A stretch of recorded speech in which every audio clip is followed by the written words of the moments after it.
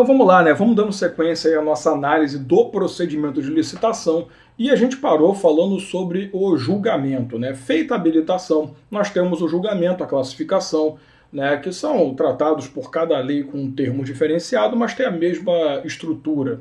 Tem até quem chame de julgamento e classificação. A ideia aqui é, a partir do momento que você habilitou todo mundo, ou né, você fez a análise de habilitação de todos os interessados, aqueles que foram desabilitados, devolve-se o envelope de propostas lacrado e esse cara vai embora e deixa a vida. Tem recurso, eu falarei daqui a pouco, não se preocupe. Porém, aquele que foi habilitado, ele vai prosseguir no certame e vai ter ali o seu envelope de propostas devidamente aberto. A partir do momento que se abre esse envelope, é que se vai passar para essa etapa de julgamento ou de classificação. Na verdade, é o julgamento e classificação, né? Primeiro se julga, depois se classifica. Vamos por partes então. Ó. O que essa etapa de julgamento e classificação vai trazer para nós? Primeira coisa é que esse julgamento ele não pode ser subjetivo. Lembre-se do princípio do julgamento objetivo que nós vivenciamos. Então nós temos que aplicar o tipo de licitação que foi adotado lá no procedimento inicial, quando se fez a publicação do instrumento convocatório. Nós temos pela Lei 8666 4 tipos de licitação possíveis. A licitação por menor preço, a licitação de melhor técnica, licitação melhor técnica e preço e a licitação maior lance. Como é que isso aqui vai funcionar, tá? Normalmente, a própria lei ela vai apontar algumas regras para esses caras aqui. Quando você fala em menor preço, normalmente você está falando em compras, em licitação para compras. Nesse caso aqui, você não possui um produto, um objeto, algo que você está buscando, que tenha uma característica específica, né? Algo que se diferencie, que seja tão importante destacar. Você está lá procurando alguma coisa, eu quero comprar uma caneta. Não tem por que eu ficar apontando características importantes. Vou botar o que no instrumento assim? Que escreva, né? Que tenha tinta. Então, assim, quando tem certas coisas, resma de papel para impressora, tem certas coisas que não há nada diferencial que você precise apontar. Olha, você até pode falar assim, mas não, tem caneta que é melhor que a outra. Ah, mas tem resma de papel que é melhor que a outra. Mas a questão é que não há um diferencial realmente importante para a administração. Como é que eu vou justificar? Ah, eu quero comprar caneta Bic, sei lá, só porque dá para morder a ponta, pô. Então, assim, pode até ser considerada a melhor do mercado, não me importa. Se ela é melhor do mercado mesmo, ela vai participar da licitação e vai fazer uma proposta decente. Agora, o que eu quero mesmo efetivamente aqui é falar que usar menor preço é naqueles casos de compras em que eu não tenho nenhuma característica essencial naquele objeto a ser adquirido, beleza? Menor preço o nome já diz tudo. Como não tem característica, eu estou buscando uma coisa que todo mundo vai oferecer, eu vou olhar para o valor oferecido. Lembrando que não é porque o valor é baixo que automaticamente eu vou dizer que aquele cara ganhou. Porque existem aqueles valores, é por isso que o julgamento é tão importante, que a gente chama de valores extremamente excessivos e os valores impraticáveis, que a lei vai chamar de inexequíveis. Pô, valor excessivo é aquele que, na boa, você vê, sei lá, cara, eu fiz uma pesquisa de mercado, eu encontrei essa caneta aqui entre R$1,50 e R$3. O cara tá me cobrando 4, pô, 5. Então o que está acima, por isso aquela pesquisa de mercado é tão importante. O valor que está muito acima, ou acima consideravelmente, daquela faixa de preço que eu encontrei, não tem lógica nenhuma assinar. O valor inexequível já é o para baixo. É aquele que você, pô, cara, é impossível ele praticar isso aqui. Ou ele vai roubar um caminhão e vai vender pra gente, ou esse cara vai trazer da China para cá para vender tão barato. Impossível. O inexequível considera-se aquele valor que seja inferior a 70% do planejado, ali, do projetado pela administração pública. Então você, eu ia pagar R$1, o cara está me oferecendo por 20 centavos. Pô, pera lá, mano, tem alguma coisa errada. Ou esse valor também pode ser considerado inexequível se você, fazendo uma média de todas as propostas, o valor do cara ficou 50% abaixo dessa média. Então você pega todas as propostas, faz uma média, essa média vai dar um valor X ali, que vai ficar no meio do caminho, e a proposta do cara é 50% menor. Tá de brincadeira, né? Então isso a gente considera como valor inexequível, impossível de cumprir. É uma promessa que não vai valer. O cara vai dar um migué ali, vai dar algum problema no meio da história. Beleza? Então, quando você fala em julgamento de menor preço, toma cuidado que também não basta simplesmente ser o melhor preço. Tem que ser o melhor preço, tem que ser um valor que seja cumprível, digamos assim. Quando você fala em técnica e preço, cara, a lei ela tem umas regras muito loucas. Vamos por etapas. Melhor técnica, técnica e preço você sempre vai aplicar quando for serviço de informática ou quando for algum serviço especializado. Tá? Algo que você realmente precisa de uma técnica apurada, de algo muito específico. No caso da melhor técnica, olha que coisa legal. O proponente vai trazer duas propostas. Uma que a gente chama, aliás, nos dois casos, tá? Na técnica, na melhor técnica, técnica e preço. Você vai entender a diferença. Na melhor técnica, o cara vai trazer duas propostas. Uma proposta técnica e uma proposta financeira. Então ele vai fazer uma proposta separada, dizendo como que ele pretende realizar aquele serviço ou aquela obra específica. Essa é a primeira proposta a ser analisada. Quando você julga ali e vê, pô, essa daqui emprega as melhores técnicas, e claro, você vai basear esse entendimento em critérios que o instrumento convocatório trouxe. Então, provavelmente, e pelo amor de Deus que seja, o administrador que conduziu a etapa de início, de produção do instrumento convocatório, ele provavelmente buscou algum técnico para fazer um laudo, um parecer, para participar desse momento.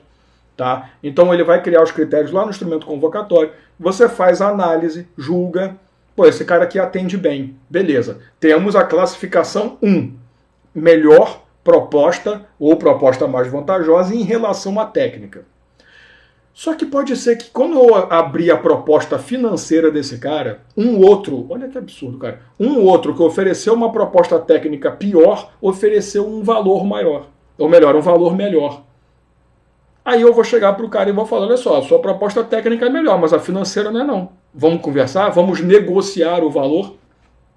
Cara, na boa, você ia se sentir como se alguém falasse para você, a tua técnica é excepcional, mas tem outro lá que não faz metade do que você faz, que cobra mais barato. Vamos conversar? Pô, cara, tá desvalorizando pra caramba. Mas é isso que a lei fala. Então não vamos discutir com a lei. No caso da melhor técnica, proposta técnica e financeira são analisadas em separado. Primeiro a técnica. Depois a gente vai ver, vai negociar. Caso a financeira não seja a melhor também, nós vamos negociar para ele dar uma diminuída no valor ali, que é um desrespeito total à técnica do cara, mas tudo bem. No caso de técnica e preço, o que vai acontecer? Nós vamos pegar as duas propostas, também são duas propostas separadas, e vamos, através de critérios que também estarão, pesos que estarão definidos no instrumento convocatório, fazer uma média ponderada para estabelecer qual foi a melhor. Então, no caso de melhor técnica, você olha em separado. No caso de técnica e preço, faz-se ali uma média ponderada para encontrar o melhor valor. Tá? É igual um concurso público, quando você vai fazer ali o peso da discursiva, o peso da prova oral, o peso da redação, e o pessoal faz os cálculos ali para ver qual é a nota final. Vai ser a mesma coisa. Lembrando que todos esses critérios têm que estar previstos no instrumento, os pesos têm que estar no instrumento, então tudo estará no instrumento convocatório. Perfeito? Beleza. E quando você fala em maior lance, necessariamente eu estou falando em procedimentos de alienação, né? Eu estou alienando bens, eu estou alienando um bem comum, um bem inservível, né, de desinteresse da administração. Então, quando eu tenho essa alienação de bens, necessariamente eu vou falar de maior lance. Que na boa é o leilão, né? A gente vai falar do leilão depois, isso vai ficar muito claro para você. Até aí, de boa. Então, enxergue. Fizemos o julgamento. Feito o julgamento, de acordo com o critério estabelecido, nós vamos para a classificação. O problema é que pode rolar empate. Pode ser que, pô, cara, principalmente na parte de menor preço ali, né? Pode ser que a gente tenha um empate. E aí, a lei vai estabelecer critérios de desempate. Vamos lá. Em caso de empate, nós iremos aplicar alguns critérios. Esses critérios de desempate, são 4. E necessariamente você tem que seguir a sequência que eu vou te falar agora. Então não é você escolhe um e aplica não, tá? Primeiro critério que você vai utilizar, vou escrever de vermelho para poder diferenciar, tá? O primeiro critério que você vai utilizar é produto produzido no Brasil. Então a primeira coisa básica, você vai olhar se por acaso aquele produto ali que está sendo apontado, ele é produzido no Brasil. A partir do momento que ele seja produzido no Brasil efetivamente, beleza, tá tudo bem. Ficaram 2 empatados. Um produz no Brasil, outro na Alemanha. Já ganhou o cara que produz no Brasil. Se isso não resolver, nós vamos para o segundo colocado, o segundo critério que eu posso adotar, que é produzido ou prestado no Brasil. É produzido, aliás, no Brasil não, desculpa, né, por empresa brasileira, no Brasil está em cima. Ou prestado, que aí pode ser por um serviço, tá? No caso de serviço não tem isso prestado no Brasil, porque tem que ser no Brasil, né? Agora, no caso de empresa brasileira, produzido ou prestado. Se eu estiver contratando um serviço, por exemplo, eu não vou nem olhar o produzido, né? Pelo amor de Deus, eu vou olhar o prestado. Ah, mas eu vou olhar a matéria-prima se é produzida no Brasil. Calma lá, né? Então eu vou olhar se o cara produz, quem produz é a empresa brasileira ou se quem vai prestar o serviço é uma empresa brasileira. Então, olha a preferência. Garantir desenvolvimento nacional sustentável. Em eventual licitação que tenha participação de estrangeiro, é muito importante que você não permita que o estrangeiro tenha facilitações também, né? Então, beleza, definimos aí, ó, você vai dizer para mim se o produto brasileiro, né, produzido no Brasil, nem necessariamente brasileiro, mas produzido no Brasil, ou se é produzido por empresa brasileira, um serviço prestado por empresa brasileira. Nenhum dos dois resolveu? Beleza, nós vamos para o terceiro critério de desempate. E o terceiro critério de desempate é produzido ou prestado por empresas que investem em pesquisa e tecnologia no Brasil. Às vezes, cara, a empresa brasileira, a empresa estrangeira, né, produz lá fora, mas apesar disso tudo, ela investe em pesquisa aqui no Brasil, inovação tecnológica, sabe? Então isso é interessante, que às vezes ela tem esse investimento, tem uma área de pesquisas dentro da empresa que atua dentro do Brasil e, consequentemente, faz com que essa pesquisa produzida no Brasil beneficie o Brasil por si só. Então, pô, legal. Por último, se nada disso resolver a nossa vida, epa, apertei o botão errado aqui, beleza, não sumiu. Você vai entrar naquela história de empresas que comprovem o cumprimento de reserva de cargos. E aí, cara, olha só. Empresa que reserva cargos para pessoas com deficiência ou reabilitados no INSS. Perceba, esses critérios de desempate, eles vão seguir a sequência, tá? Então, o último critério é isso aqui.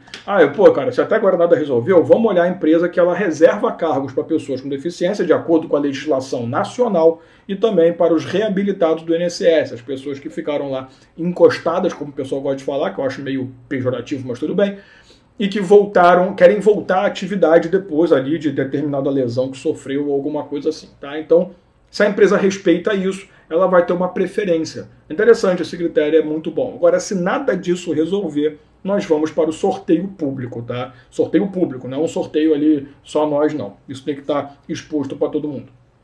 Aí, de novo, eu vou destacar com você a Lei Complementar número 123, que ela vai trazer duas regras aqui. Olha só. Deixa eu apagar aqui, por favor, e vamos fazer o seguinte. Eu não precisava, né? Eu sempre deixo uma outra página em branco, mas tudo bem. Quando você fala em desempate, na Lei Complementar 123, de novo, não se esqueça, o que é essa lei aqui? É aquela que vai falar das pequenas empresas, né?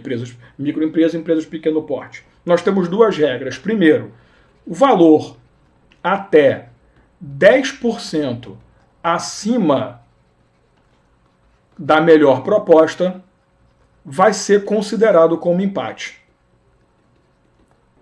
Então, veja bem, se por acaso a melhor proposta, vamos dizer que foi o menor preço para ficar fácil, foi de 50 mil reais, só que eu tenho uma outra proposta de 52 mil, que é de uma microempresa, então eu vou considerar que houve empate. 50 e 52 mil são a mesma coisa. Porque o pessoal pensa o seguinte, os fornecedores que uma empresa tem não são os mesmos do outro, os valores praticados por uma não são. Uma empresa grande tem muito mais facilidade de desconto, essas coisas assim. Então, até 10%, se é 50 mil, até 55 mil. O enunciado da questão tem que deixar explícito. A empresa X é uma microempresa ou uma empresa de pequeno porte. Se isso acontecer, esse empate entre uma empresa comum e uma microempresa ou uma empresa de pequeno porte, nós vamos aplicar uma regra chamada de preferência de contratação. E isso daqui é uma coisa interessante, tá?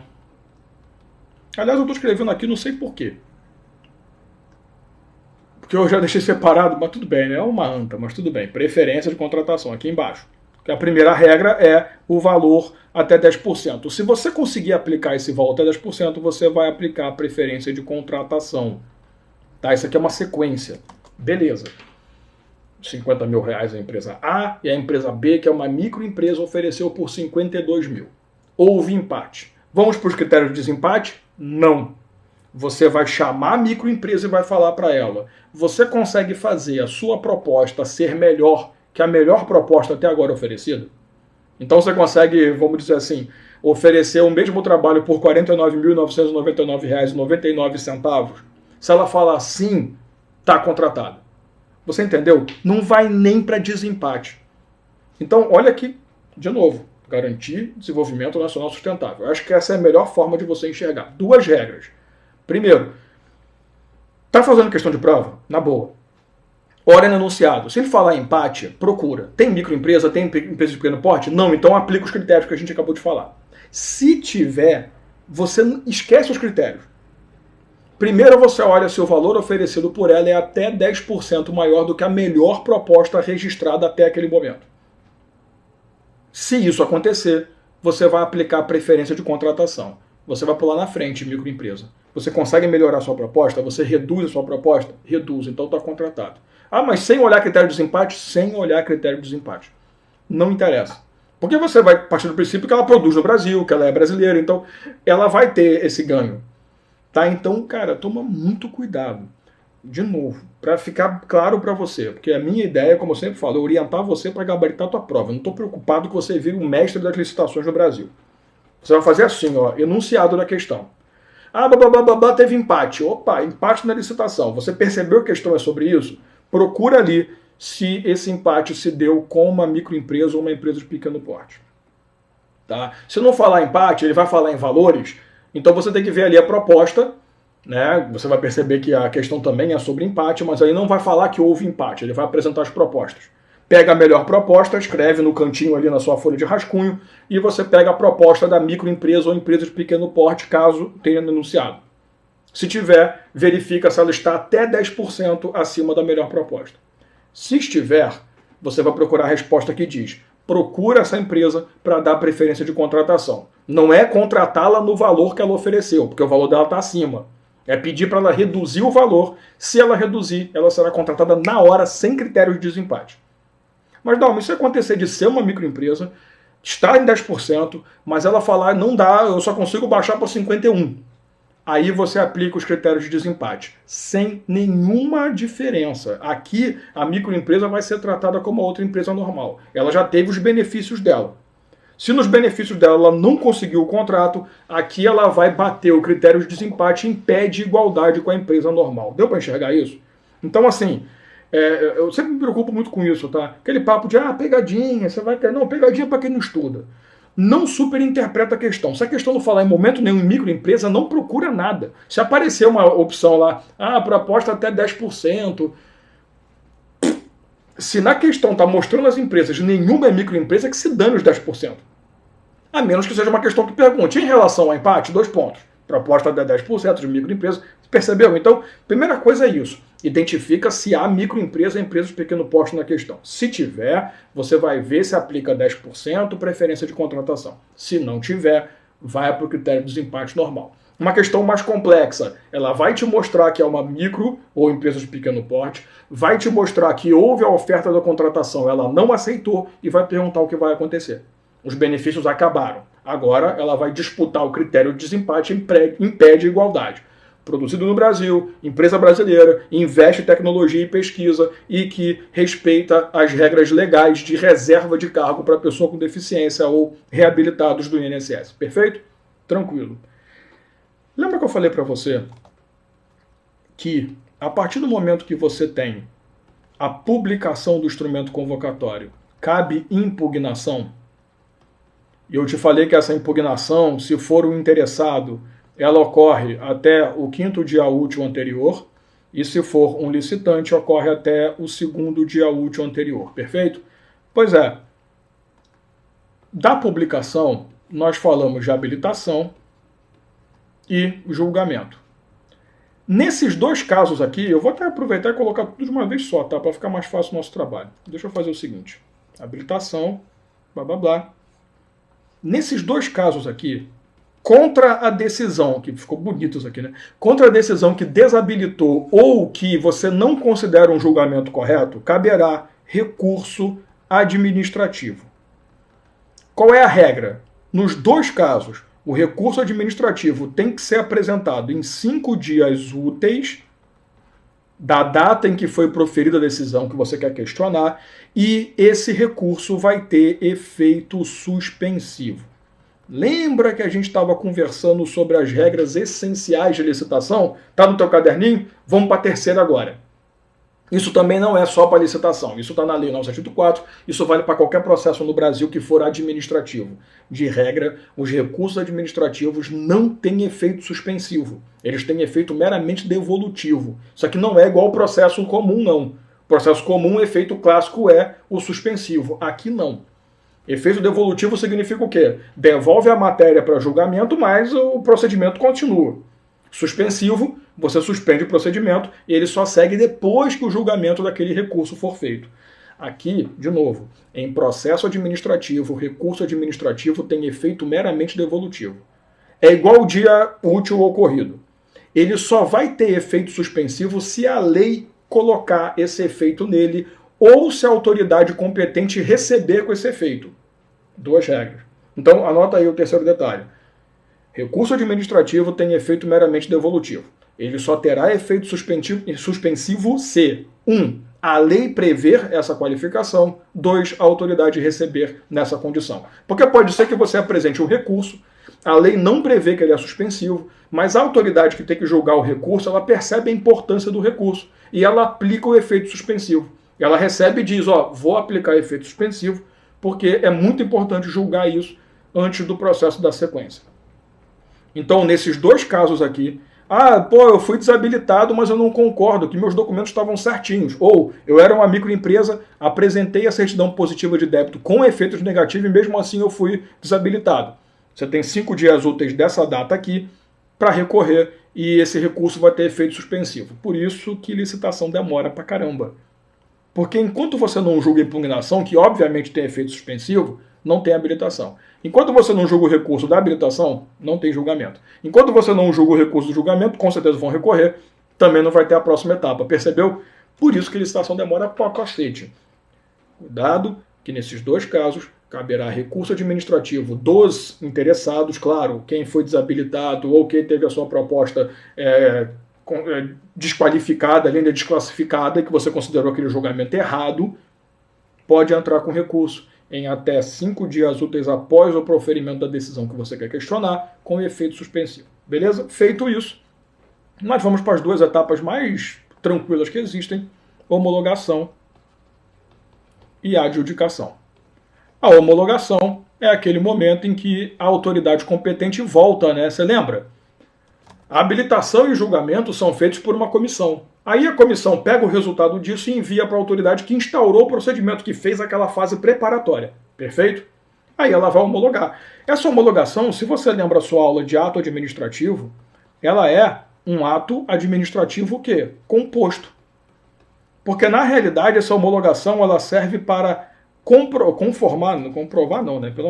aprovar.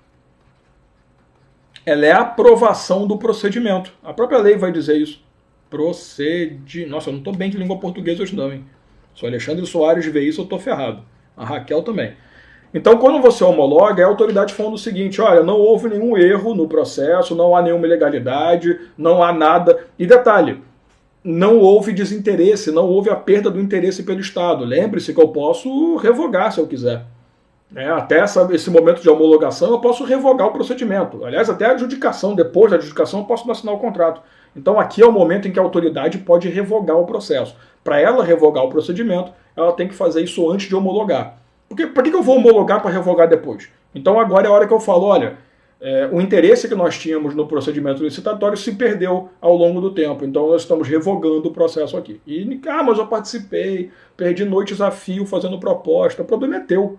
Quando isso aconteceu, você já sabia, né, que poderia rolar essa revogação. Então, invalida se houver ilegalidade, revoga se não tiver mais interesse, ou homologa. A homologação é a aprovação do procedimento. Então, é a autoridade superior confirmando o ato do subordinado. Você conhece isso como ato administrativo composto, né? Beleza.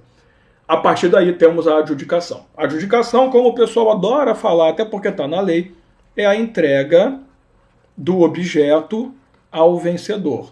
E isso leva muita gente a acreditar que a adjudicação é a assinatura do contrato, o que não é. A adjudicação é a hora que você declara o vencedor.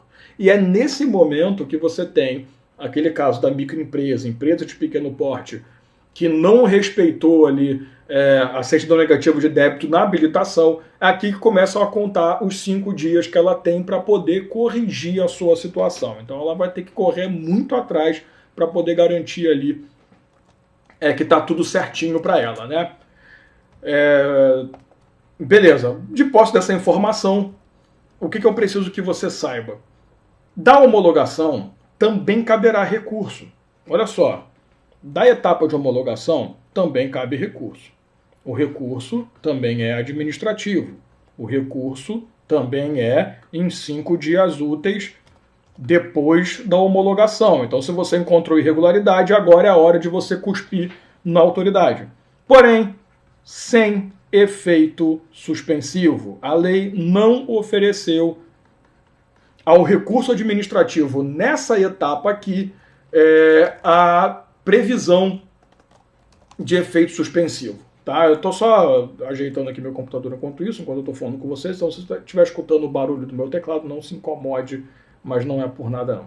Tá? Beleza até aí? Então assim, qual é a ideia? Deixa eu voltar até para cá, né? Pelo amor de Deus. Qual é a ideia? Cara, às vezes assim, bola é uma bosta. A partir do momento que você tem a homologação, cabe recurso ainda. Só que esse recurso, como é contra a decisão, ele pode ser proferido depois, deixa rolar, e a administração que vai responder pelo prejuízo causado. Por exemplo, você recorreu porque encontrou ilegalidade. A administração achou que não. Adjudicou, assinou o contrato. Você conseguiu anular o procedimento. A empresa que assinou o contrato vai fazer o quê? Vai receber uma indenização, ela não tem culpa. Ah, mas ela fraudou. Aí ela vai se ferrar junto. Então a ideia é que temos dispositivos para resolver. Dalmo, cabe recurso na etapa de adjudicação? Graças a Deus não, só faltava essa, né? Então veja a etapa recursal. Nós temos impugnação na publicação, recurso administrativo na habilitação e no julgamento com efeito suspensivo e recurso na homologação sem efeito suspensivo. Impugnação, 5º dia útil interessado, 2º dia útil licitante. Nas outras, o recurso administrativo sempre em 5 dias úteis. Perfeito? Adjudicou. Lembrando que no caso da adjudicação, a administração pública terá 60 dias, e esses 60 dias contados dessa homologação aqui, do momento em que você confirmou, tá? Você vai ter 60 dias para poder, a administração, né, para poder formalizar o contrato, firmar efetivamente o contrato, chegar para você e te chamar e vamos assinar, que é a chamada adjudicação compulsória ao vencedor, beleza? De posse disso é muito louco, né? Mas você tem todas as informações essenciais para que você possa realizar bem a sua prova aí em relação, pelo menos, ao procedimento, tranquilo? E aí, na próxima aula, no próximo bloco, a gente pode começar a falar do que você tanto está esperando, né? Modalidades, tal. Vamos lá, eu não vou fazer promessas não, beleza? Então, a gente se vê no próximo bloco.